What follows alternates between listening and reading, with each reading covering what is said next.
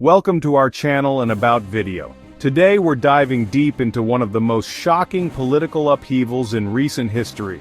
How Generation Z literally overthrew the government of Nepal in just 5 days.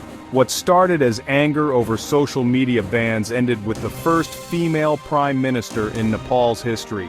This is the complete timeline of what happened exactly, with proper facts, names, numbers, and figures, based on complete truth from multiple news channel reports and deep analysis.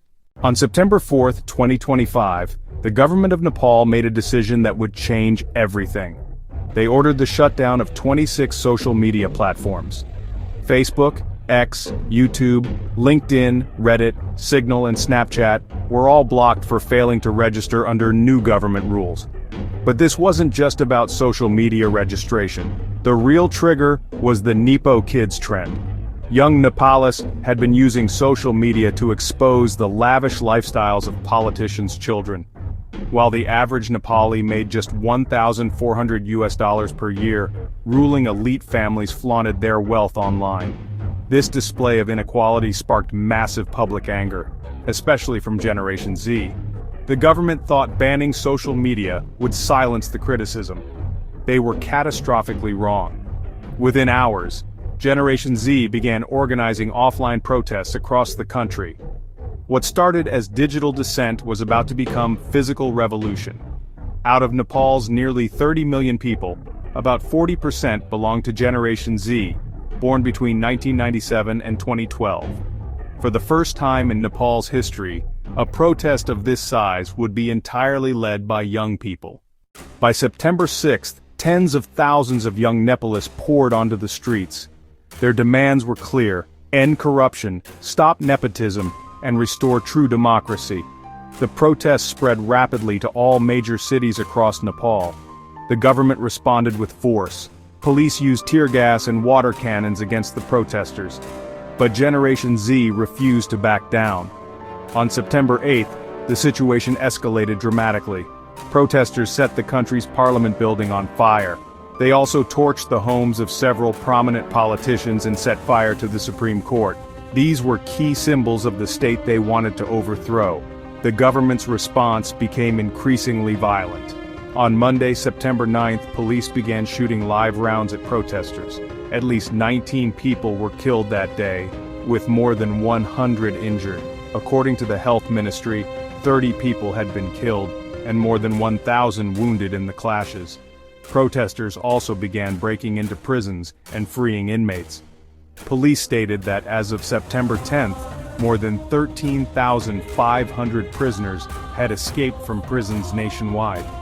Nepal's military took over the streets of Kathmandu after 10 p.m. on Tuesday, September 10th. The army was deployed in a desperate bid to end the protests. The pressure became too much for the government to handle. On September 9th, 2025, Prime Minister KP Sharma Oli resigned. Several government ministers resigned alongside him. This marked the complete collapse of Nepal's government in just 5 days of protests. The international community watched in shock as a South Asian democracy crumbled. Human Rights Watch condemned the appalling disregard for the lives of citizens and desperate need to suppress criticism. The UN Human Rights Office expressed deep concern over unnecessary and disproportionate use of force by security forces. Amnesty International called for independent investigation and accountability, supporting protesters' rights to demonstrate peacefully.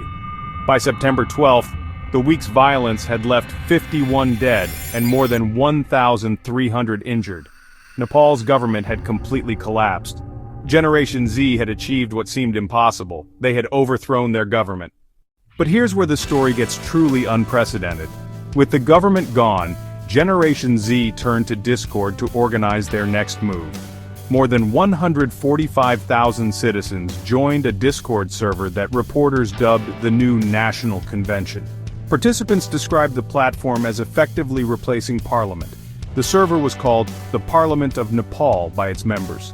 More than 100,000 users met virtually to debate who should lead Nepal next.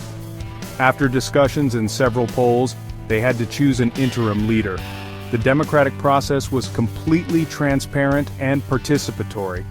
The members settled on Sushila Karki, the country's former Chief Justice. They proposed her name for meetings with the army to discuss transition.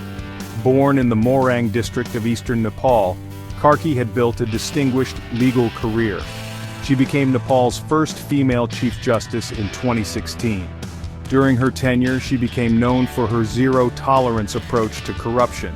In an ironic turn, the very medium the government tried to suppress became the forum for debating the country's future. On September 12, 2025, Nepal made history. Sushila Karki was sworn in as Nepal's first female prime minister. President Ram Chandra Paudel officially appointed her as interim leader. This capped a tumultuous week that saw massive youth-led protests topple the previous government. The appointment was celebrated by protesters who had demanded change. A statement from the president's office announced he had dissolved parliament on Karki's recommendation. New elections have been scheduled for March 5, 2026. Karki now leads an interim government tasked with stabilizing the country. The streets of Kathmandu have returned to relative calm. Generation Z had not only overthrown a government but chosen its replacement through digital democracy. The international community praised the peaceful transition to interim leadership. Nepal's uprising wasn't happening in isolation. In 2022, Sri Lanka's government collapsed amid youth demonstrations over economic mismanagement and corruption.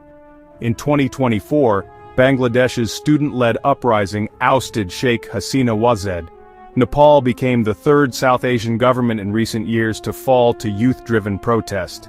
The unemployment rate for youth aged 15, 24 in Nepal was 20.8% in 2024, according to the World Bank.